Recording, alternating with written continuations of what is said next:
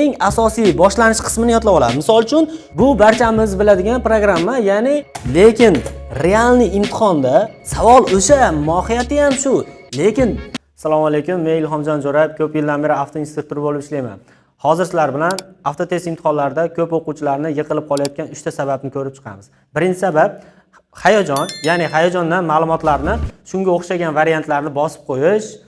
Ikkinchi holat bu kibr, ya'ni ma'lumotlarni javoblarini yodlab olgan, testlarda ishlash jarayonida misol 10-15 biletlargacha bilgan savollari to'g'ri keladi, 16-savolda o'qimasdan turib rasmga qarab belgilab qo'yadi. Bu kibrdan deyiladi, ya'ni ma'lumotlar tushunaman deb bosib qo'yadi. Bu ham xato. Va uchinchi holat, xo'p, ma'lumotlarni shunchaki yodlab olgan. Ya'ni rasmiga qarab yoki so'zni boshiga qarab yodlab olgan. Xo'p, bu degani ma'lumotlar tushunmasdan yodlab olish deyiladi. Ya'ni bu holat sizni quyidagi holatga olib kelishi mumkin. Inson ma'lumotni yodlab olsa, so'z boshi birinchi harfi yoki raqamini yodlab oladi-da, so'z boshining eng asosiy boshlanish qismini yodlab oladi. Misol uchun, bu barchamiz biladigan programma, ya'ni bu yo'l belgisi oldida nima borligi ogohlantiradi. Xo'p, ko'prik, solda kechuv yo'q, suv to'siq yo'q, yo'l anhor yoqasiga biror bir suv havzasi qirg'oqlariga chiqish joyini bildiradi. Ya'ni siz sohilga chiqish, anhor degan so'zlar yodlab olgansiz.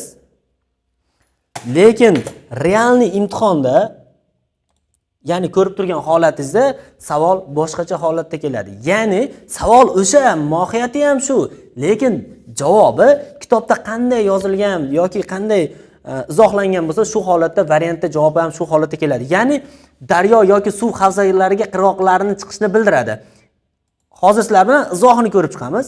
Yo'l harakati qoidalarining birinchi ilovasi, ya'ni yo'l belgilarining birinchi guruh, ogohlantiruvchi yo'l belgilarining 1-10 yo'l belgisi sohilga chiqish, daryo yoki suv havzalar qirg'oqlariga chiqishni bildiradi.